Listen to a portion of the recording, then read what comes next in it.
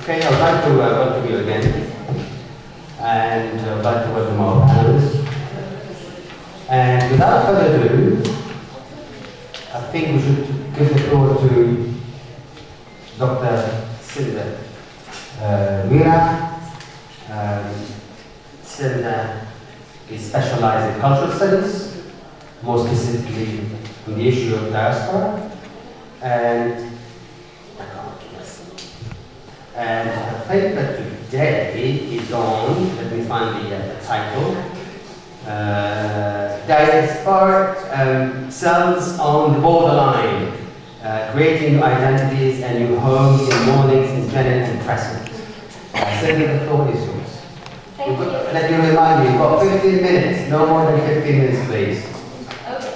Hello, everyone. I'm really pleased and delighted to be here in the university in which I have studied, and to find some of the professors who taught me. So my topic today, as Mr. mentioned, it's entitled Diasporic Cells of the Borderland, Creating New Identities and New Homes in Mornings in Jenin and Crescent. Okay, so, well, the presentation investigates the quest for identity and home of Arab Americans through shedding light onto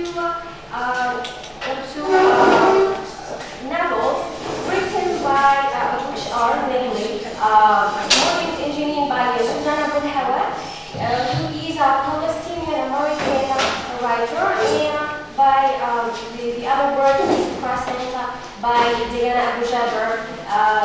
Okay, so my work is divided into three main parts. The first part is a sort of a definition of the two key concepts, or two key terms, diaspora and borderland. The second part delves into the creation of new identities and new homes in Mornings in Jenin, and the last part deals with the same theme in the novel Crescent. Okay, so let me begin by providing a brief definition of the diaspora. Okay, well, the diaspora refers to people who are dislocated from their native homeland through the movement of migration, immigration, or exile. So these people exhibit a feeling of uprootedness and non-belonging as they travel to a new country which is different from their previous one, which is totally different in every single aspect. And in this sense, they try to attempt to cope with the new, to cope with and adjust to the new land. And this oscillation between, thus they witness a sort of oscillation between two countries, two cultures, two identities, and so on. Okay, well, so they exhibit this oscillation because they no longer make part of the previous country, and they are not accepted yet in the new one. So they are still not fully involved in the new country, and they are standing, let's say, on a threshold. Because this state, okay, of being on a threshold is a state that some people refer to as a borderland. Well, this leads me to talk about borderland. And so borderland, let's say, literally means the dividing line that separates two countries. Well, if we take the definition from the Oxford Dictionary, it's an area between two qualities, ideas, or subjects that has features of both, but is not clearly one or the other. Well, we have as an example, so Gloria Anzaldúa is advocates the theory of borderland, and she uses the term to refer to the geographical dividing line between Mexico and the United States of America. And the law defines it as a lifeblood of two worlds merging to form a third country of border culture. Well, and the law in her book, she tries to, let's say, amalgamate her two halves, and this makes her even language, the choice of language is so telling because she uses neither English nor Spanish, but she uses Spanish, which is a mixture of two. Okay, well, here I just want to talk about the power of writing. Some people choose to fill the gap that they have because they cannot acculturate or assimilate the two cultures through writing. So which is going to be discovered in the two works. Let's begin with the first work, which is Mornings in Geneva by Susan Abdul-Hawa. So the novel depicts the sufferings of Palestinians who are depicted, who are dislocated and evicted from their beloved homeland. Okay, so okay, this is the novel, and this is the writer Susan Abdul-Hawa. So the focus is on the main character, the protagonist Amal, which through the character of Amal, Susan Abdul-Hawa tries to pour some sort of autobiographical features into the novel because they share some resemblance. Both are refugees and they have traveled to the United States of America on a scholarship. Okay, so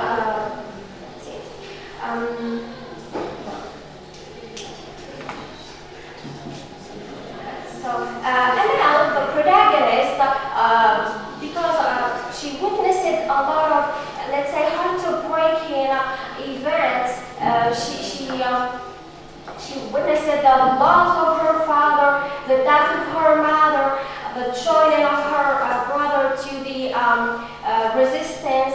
Okay, so she has no other choice but to accept the scholarship and to go to, let's say, foreign country. So, there is a whole chapter in the novel which talks about the first days or the first months of the character Amal in this, let's say, foreign country, and she comments, I quote, "Feelings of inadequacy marking my first months in America." So, okay, and there is another instance, which depicts this, let's say, uneasiness when being in this new country. So, this is revealed in the first encounter of Amal with the host family. So, I quote, okay, so in the first encounter, she finds herself unable to express her gratitude, and here I quote, "Thank you." I answered, unsure of the proper American response to her precious enthusiasm. In the other world, gratitude is a language unto itself. May Allah bless the hands that give me this gift. Beauty is in your eyes that find me pretty. May God extend your life. And then she comments, I have always found a mere thank you insufficient and sounds ungrateful. So a simple word engages Amal in a deep comparison between two worlds, two languages, and so on. And then she comments that I am metamorphosed, so whatever attempts I made to participate in the social arena were clumsy and surprisingly ignorant. I felt diminished, out of place, and eager to belong. For that reason, she tries to, let's say, get involved more in this new culture, new way of life. So she said, I metamorphosed into an unclassified Arab Western hybrid, unrooted and unknown. I drank alcohol and then dated several men. I lived in the present, keeping the past hidden away. So maybe I'm quoting too much, but I cannot hide my great love to this novel. It's really heart touching, and whenever I read it, I feel like I don't know, I burst into tears. So every single word really touches my heart. So after trying to to participate in the new way of life and to drink alcohol, she also changed her name from Amal to Amy, okay, so that she can gain acceptance in this new world. And thus she said, then after that she tries to rethink of what she did, and she said, I felt I lived never. When she changes her name, okay, she changes her name and she tries to adopt the American values, but then she thinks that she has betrayed herself, and she comments, I quote, so what she said, my life in America was a sense of shame that I had betrayed my family or worse, myself. So here we can notice the double consciousness. She adopts, let's say, just some, let's say, some cultural values, but the core, okay, the core and some other, let's say, marks of identity are still ingrained into her soul. So there are some other instances in the novel. So she keeps on thinking of her homeland. She didn't forget Palestine, and she, whatever incident happens, makes her fall into deep memories and deep souvenirs. So another incident in the novel is the sewage incident. Whereas it was perceived by Americans as disgusting and shameful, Amel makes her fall, this incident makes her fall in a deep remembrance and souvenirs, and she tries to remember what happens if such events happen in Palestine. So another instance is the choice of a swimming suit for Amel. So she said, a bikini was out of the question for me, so it took me several days to find a suitable swimming suit as an Arab American. Okay, so in this respect, Abu Hawa depicts a character who manages at the end to, let's say, make a sort of balance between the two halves of her identity. So she embraces her hybrid identity, and she tries to be selective in what to keep from the previous culture, the previous identity, and what to adopt newly from the new culture. Okay, so this is concerning identity. Let's move to the next part, which is home. How or let's say the novel depicts the quest for home in the novel. So Amel chooses not to be confined to one place because she was raised, let's say, she lived some years in Palestine, and then she was evicted and she moved to Lebanon, then she moved to America. Okay, so she tries not to be confined just to one place, and she rather shifts between the new and the old one, inhabited another space, which is called as a third space, that keeps her linked to both. She has some family, some friends in Palestine, and she has also new friends in America. So,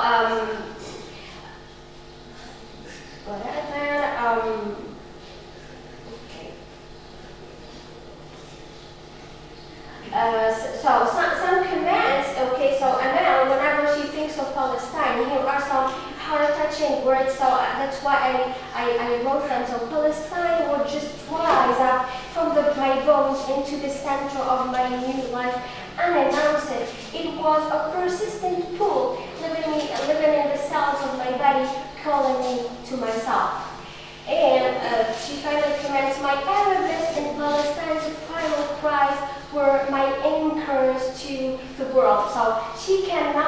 she cannot forget about her homeland, and she keeps on thinking about it. And let's say what is really hard to break is that at the end she died in her motherland. Okay, so for creating homes in Jenin, so home is any place, the definition of home, generally speaking, home is any place that a person feels attached to it or has memories in it. Writing about one's homeland, so this is a quotation from Salman Rushdie. Writing about one's homeland implies imagining it or writing about the homeland in one's mind. So for Susan Abu Hawa, the ideal home is not just a house which offers shelter. A home is a place where personal and social meanings are grounded. Well, so for Amal or for Susan Abu Hawa also, the home is not physical. So, and here she raises the idea of a transnational home. Okay, so whenever she travels, she feels at home because she has friends. She keeps on having ties with different people. Okay, so I'm trying just to be precise and concise because we are, I know the constraints of time. Okay, so let's move to the second novel, which is entitled A Crescent by Diana Abu Jaber. Okay, so A Crescent is set in a Lebanese restaurant in America, and in this place where people who are immigrants, let's say, are the clients of this restaurant. Okay, why they do come to this place? Because they find it as a, let's say, a small home. Okay, so well, let's talk about this crescent. The community in the Arab culture, in the Arab culture, the act of cooking is motherly and is directly associated with affection and care. So these things that really immigrants are craving and are really looking for. So this place, this small restaurant, Nadia's Cafe, offers the affection, the love, the care, and people from Arab people gather in this place and discuss their hidden part or their identity, which is hidden and not clearly mentioned.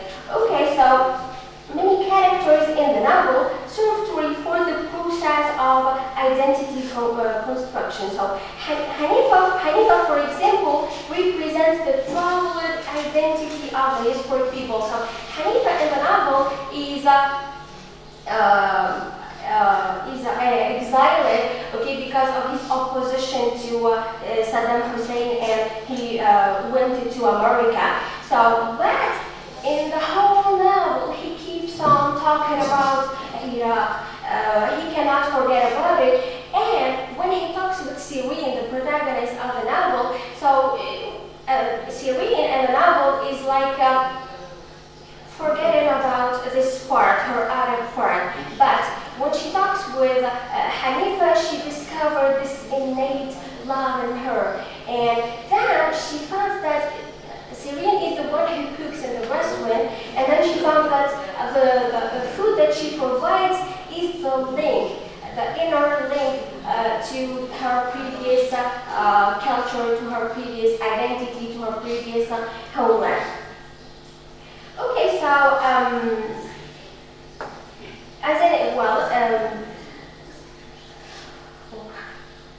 I'm just trying to skip a lot, so You have to. yeah, okay, well, here, as I said, so the protagonist situates herself as a pure American, but then she realizes that her love for cooking is but a secret link to her second half of the covered hyphen. So she thinks that, so here are some instances about the identity of Syrian in the novel. So she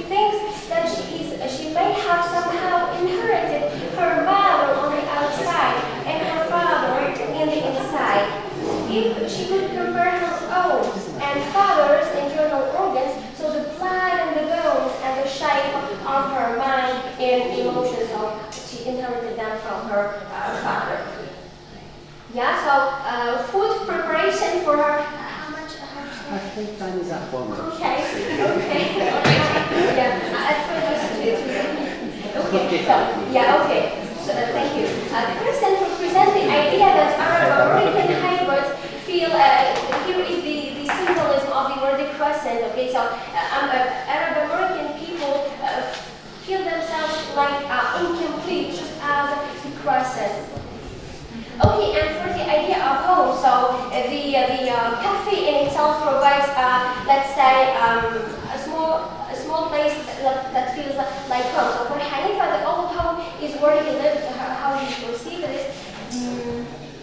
Okay, the cafe for all the clients is the best place to show resistance to the imposed cultural hegemony, to feel at home and celebrate their belonging. So in this place where they can exhibit their identity and feel a sort of union. So the level is a sort of shelter for the writer herself, who is longing for the second half of her hyphenated identity and wants to introduce the rich culture of the rich Arab culture to the Western reader. Okay, thank you for. Thank you very much. Thank you for this nice presentation. So now, without further ado, I think we're going straight to Professor Khaled belarbi. He's a professor at the University of Ibn Khaldun in Algiers. Professor belarbi, can you hear us?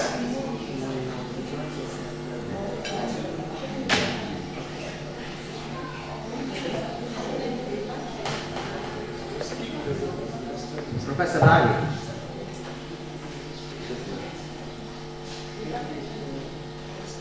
I've already approved his. Okay, I'm doing the thing, so that's the song. Okay, Professor, can you hear us?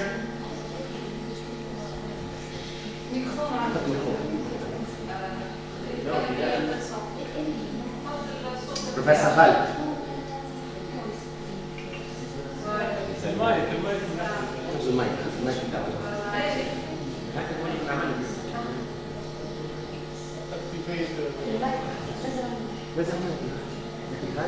Non sai, c'est bon? C'est bon. Peut-être le mec calme, كله الماء بتاعك شكل الماء.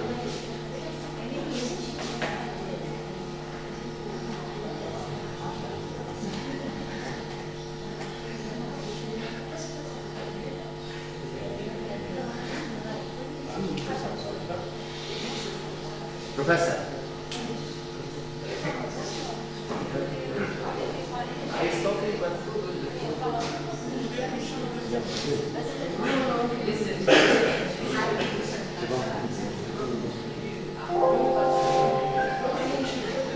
Hello, Professor. Can you hear us? Hello. Okay, wonderful, wonderful, Professor. So the floor is yours. Yes, the floor is yours. The floor is yours. Yes, everybody knows about you. We know that you teach in Ibn Khaldun University.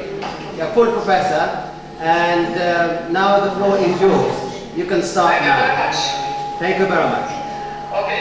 You've got fixed, by the way. So, first of all, I would like to thank you for giving me the chance to participate with you in this international conference, which is a very well-known scientific event. So, for this event, I have planned to participate with you with the title of the paper as follows. Language contact as a source for linguistic hybridity. Case of Algerian dialectal Arabic. So, I have to introduce myself also before. So, I'm Dr. Khaled belarbi from Ibn Khaldun University in Algeria, specifically in Algeria. So, for this brief intervention that I will make, I have planned the outline, which is as follows. A short introduction, historical background, definitions of key terms, language contact, reasons for language contact, outcomes of language contact, linguistic hybridity, research methodology, data analysis, findings, discussion, and at the end, a brief conclusion. Now, as an introduction, we can say that today Algeria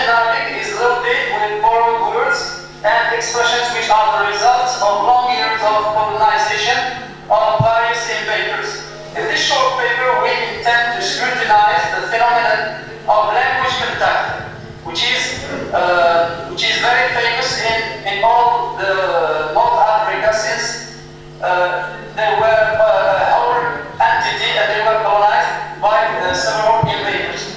So we also intend to see the impact of language contact on today's Algerian dialect of Arabic. We shall shed some light on linguistic hybridity as part of everyday practices, since the majority of Algerian speakers do mix between their languages or the languages available to them.